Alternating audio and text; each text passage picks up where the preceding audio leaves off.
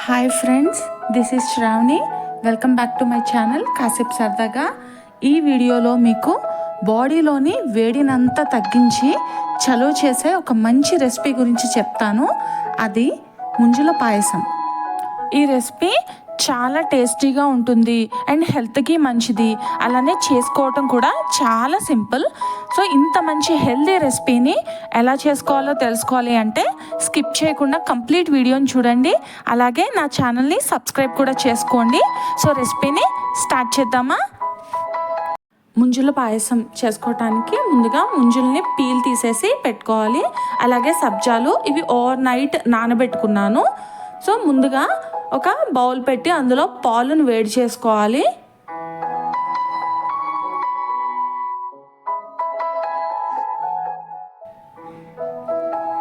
ఇలా పాలు బాగా బాయిల్ అయిన తర్వాత ఇందులో చిన్న గ్లాస్తో ఒక గ్లాస్ వరకు సగ్గుబియ్యం వేసుకోవాలి.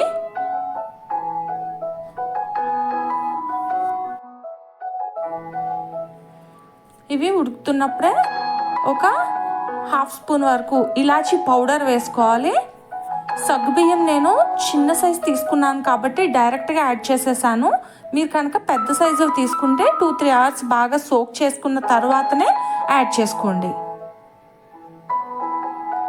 ఇప్పుడు సగ్గుబియ్యం బాగా కుక్ అయ్యే వరకు మనము కలుపుకుంటూ ఉడికించుకోవాలి. ఎప్పుడైతే మనం తీసుకున్న సగ్గుబియ్యం చూడండి ట్రాన్స్పరెంట్గా కనిపిస్తున్నాయి అంటే సగ్గుబియ్యం ఉడికిపోయినట్టే. అలానే పాలు కూడా కొంచెం థిక్గా కన్సిస్టెన్సీ అయిపోతుంది. ఇలాంటప్పుడే స్టవ్ని ఆఫ్ చేసేసుకోవాలి.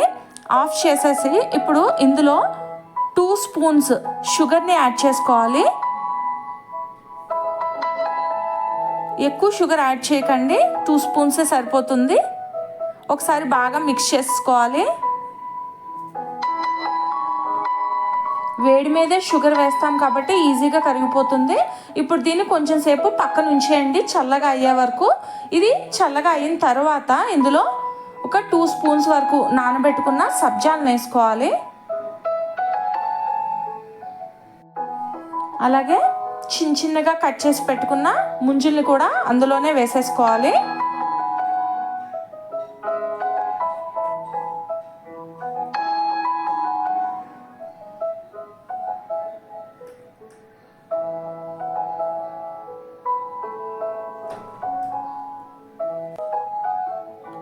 ఇప్పుడు దీన్ని బాగా మిక్స్ చేసుకోవాలి.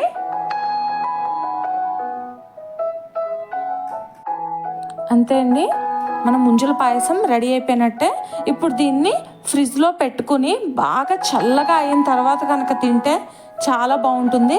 మెయిన్గా బాడీలో ఉన్న హీట్ని తగ్గించడానికి ఇది చాలా హెల్ప్ చేస్తుంది. ఇందులో మనం యూజ్ చేసిన సబ్జాలు కానీ ముంజులు కానీ సగ్గుబియ్యం కానీ అన్నీ కూడా బాడీకి చాలా హెల్దీ.